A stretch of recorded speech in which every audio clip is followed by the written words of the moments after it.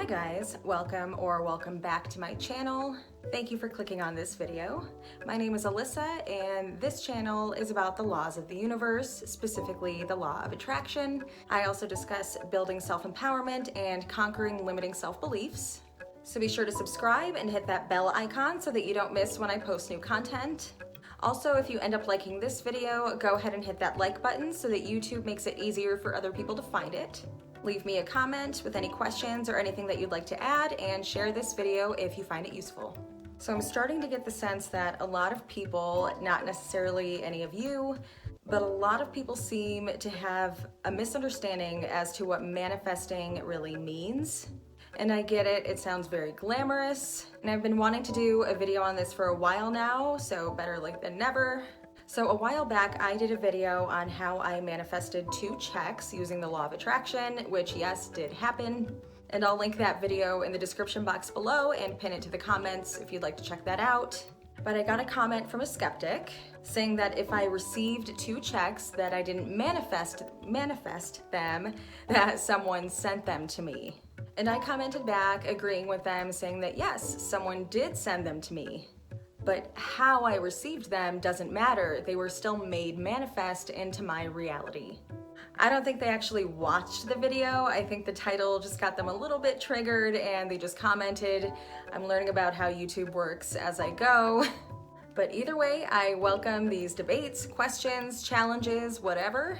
I'm very passionate about this information, so come at me. Just kidding. But anyway, I decided to clear the air in this video and explain the meaning and science of manifestation.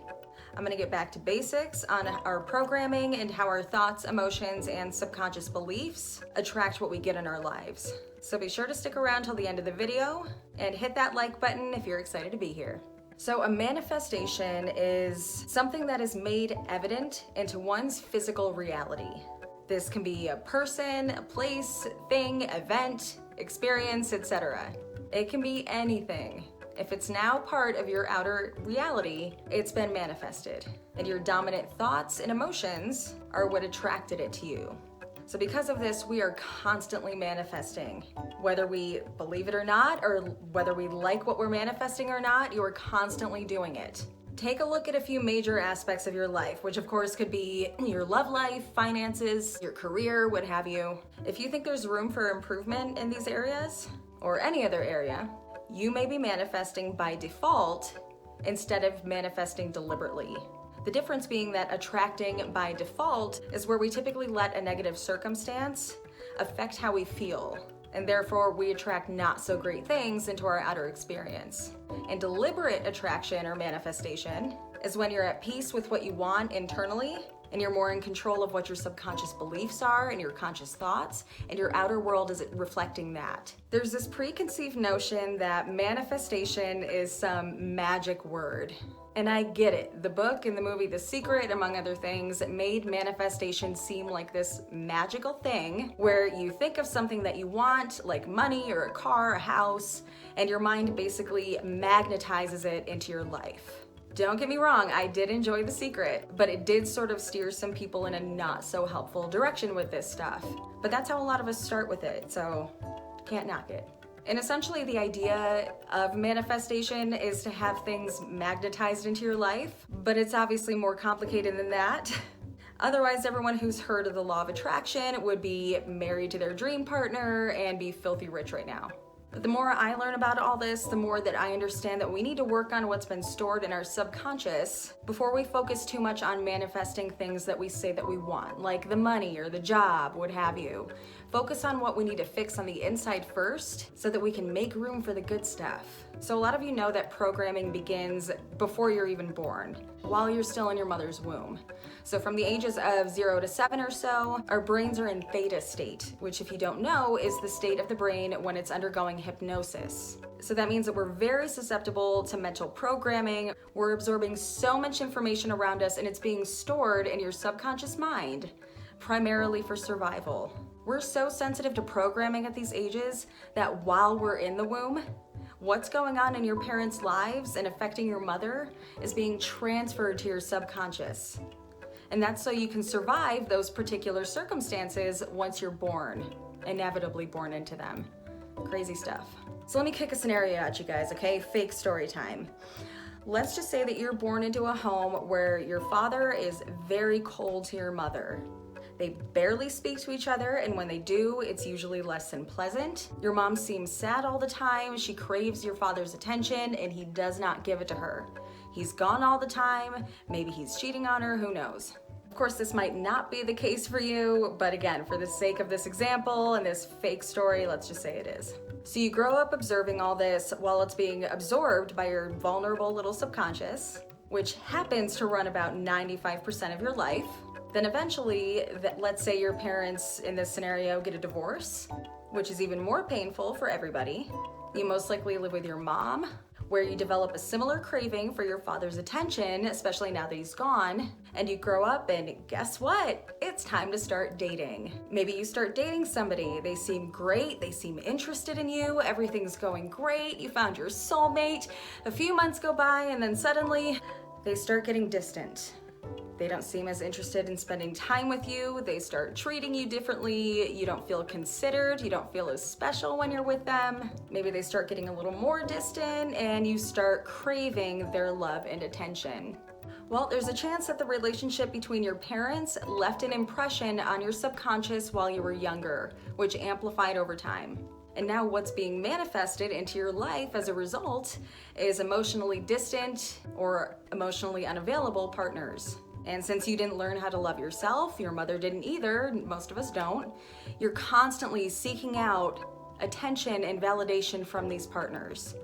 And of course, you're attracting people that won't give it to you because that's the frame or meaning that your subconscious has given to relationships. So that's what you've manifested out of that. Now, how would that work? How would your brain being wired that way possibly lead to people who would treat you how your mother was treated by your father? I've mentioned this before in a couple different videos, but we all have something in our brainstems called the reticular activating system, or your RAS. Your reticular activating system acts as a filter. Since we process so many millions of information every second, a lot of it has to be filtered out. Otherwise, we lose our minds, right?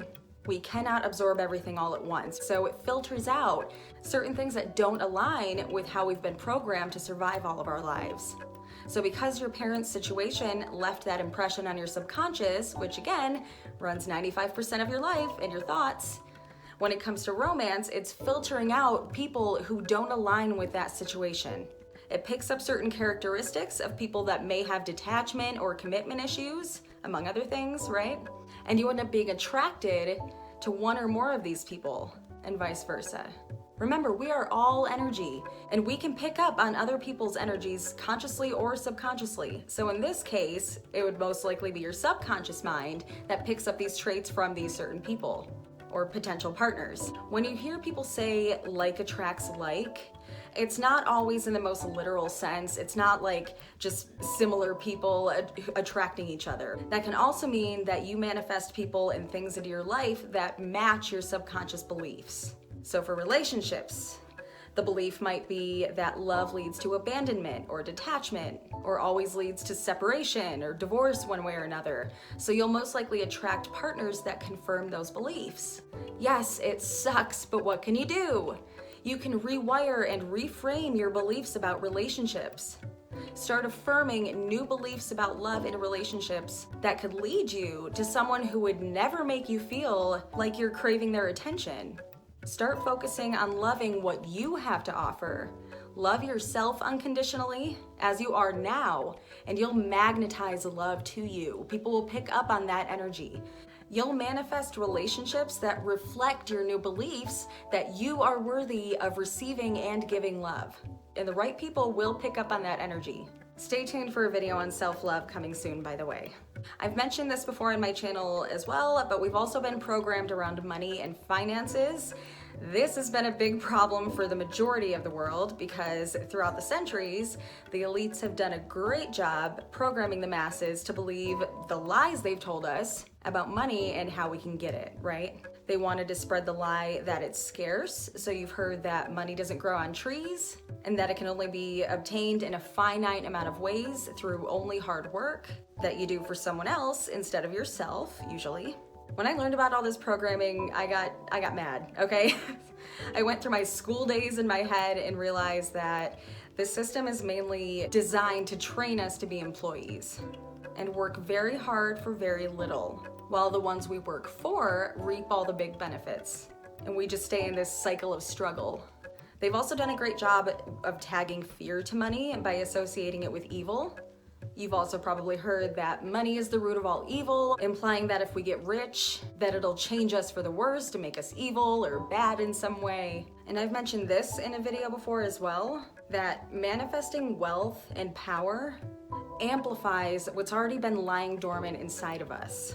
So when a nice person gets rich and turns into a jerk, they've most likely been subconsciously waiting for reasons to be a jerk, for one reason or another. It would have come out at some point. The wealth and the power just happened to be that reason. So don't let that fear, which a ton of us have, get in your way of allowing money into your life, or more of it.